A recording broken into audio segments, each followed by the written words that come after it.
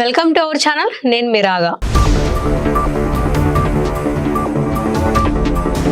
తిరుమలలో daily your EO కార్యక్రమాన్ని మొదలుపెట్టిన టీటీడీ భక్తుల వద్ద నుంచి సలహాలు సూచనలు తీసుకున్న టీటీడీ ఈవో శ్యామలరావు లడ్డు ప్రసాదం అన్న ప్రసాదం నాణ్యతపై భక్తులు పలు సూచనలు చేశారు. మునుపటి కంటే లడ్డు నాణ్యత పెరిగింది. త్వరలో తిరుమలలో అడ్వాన్స్ టెక్నాలజీతో ల్యాబ్ ఏర్పాటు చేస్తామన్నారు. సరిపడా క్వాలిటీ క్వాంటిటీ నెయ్యిని అందుబాటులో ఉంచామన్నారు.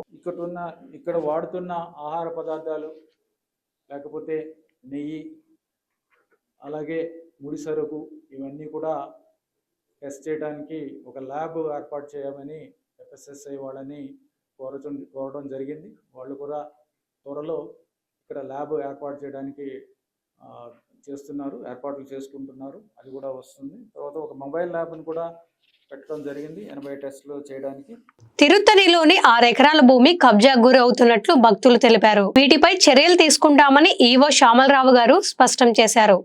అలాగే కొన్ని చోట్ల తిరుత్తణిలో సుబ్రహ్మణ్య స్వామి టెంపుల్ ఉన్న ఆలయం ఉన్న ప్లేస్ అది. అక్కడ టీటీడీకి భూమి ఉంది. కొన్ని ఎకరాల భూమి 6-7 ఎకరాల భూమి ఉన్నట్టు. సో అక్కడ ఎంక్రోచ్ అవుతుందనేది కంప్లైంట్ కూడా చెప్పారు.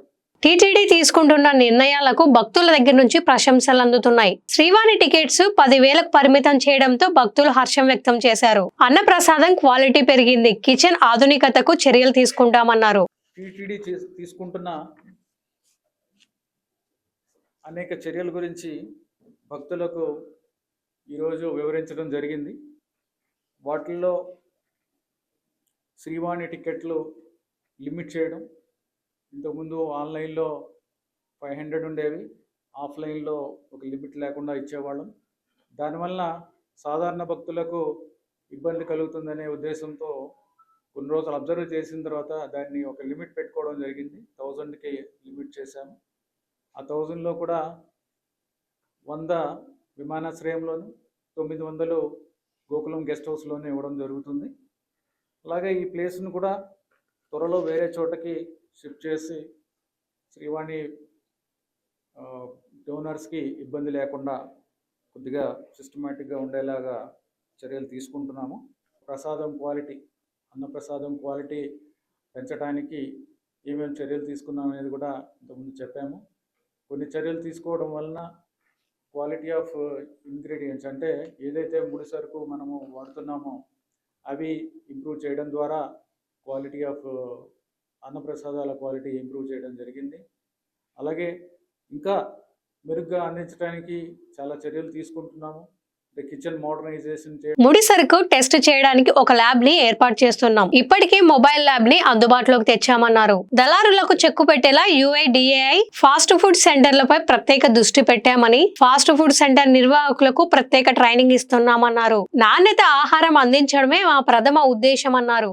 UIDAI వాళ్ళతో చర్చించి వాళ్ళని కూడా రిక్వెస్ట్ చేయడం జరిగింది.